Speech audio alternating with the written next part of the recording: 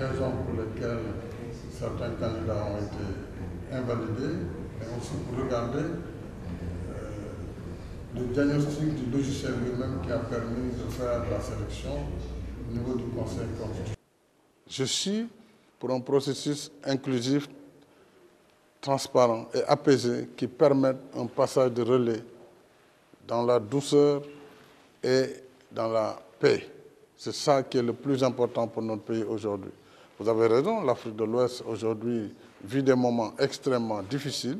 Ce n'est pas au moment où moi j'ai fini mon terme que je vais m'inventer une nouvelle carrière de dictateur ou de non-démocrate.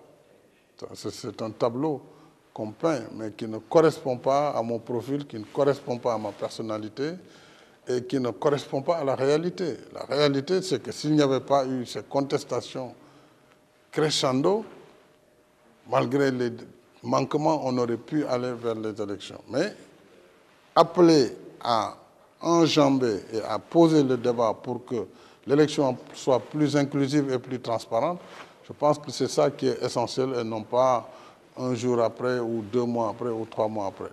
Elle a estimé qu'elle avait le devoir, le droit de faire cette commission. Elle a fait la commission, elle a voté.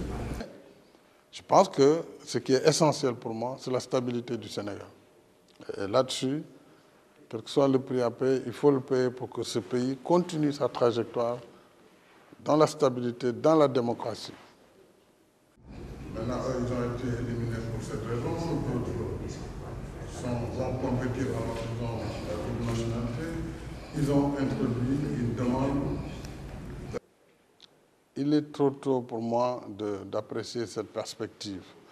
Parce que j'ai une réponse très précise, mais comme le Conseil doit statuer, il ne m'appartient pas pendant ce temps du Conseil de donner un avis quelconque.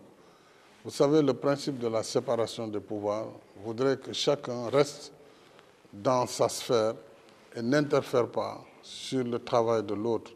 Le président de la République doit être saisi et il a un délai pour répondre. Lorsque j'ai été saisi, alors que nous étions à la veille de l'ouverture de la campagne électorale, j'ai estimé que dès lors que l'Assemblée nationale... Le dialogue, pour moi, peut démarrer à tout moment à partir de la semaine prochaine, mais je pense qu'il y a des préalables si nous voulons qu'il soit une réussite. Et parmi ces préalables, c'est d'abord d'établir la confiance entre les acteurs et c'est l'apaisement. Il faut apaiser et aller au dialogue. Donc, peut-être d'ici quelques semaines, 1 ou 2 semaines maximum, si les acteurs l'acceptent, je constate avec beaucoup d'intérêt de plus en plus d'acteurs qui sont d'accord pour l'idée du dialogue, ça veut dire qu'on peut arriver à quelque chose assez rapidement. Faire son travail, si le report est acté ou s'il n'est pas acté, il est rejeté, en ce moment, on avisera sur la suite. Oui, mon rôle en tant que président de la République, pour le temps qu'il me reste à la tête de l'État, c'est de toujours tendre la main et de dire aux acteurs politiques, faites attention, parce que nous ne sommes pas seuls sur la scène. Et si les politiques ne sont pas capables de s'entendre sur l'essentiel, d'autres forces organisées le feront à leur place. Et là, ils perdront tous, le pays avec.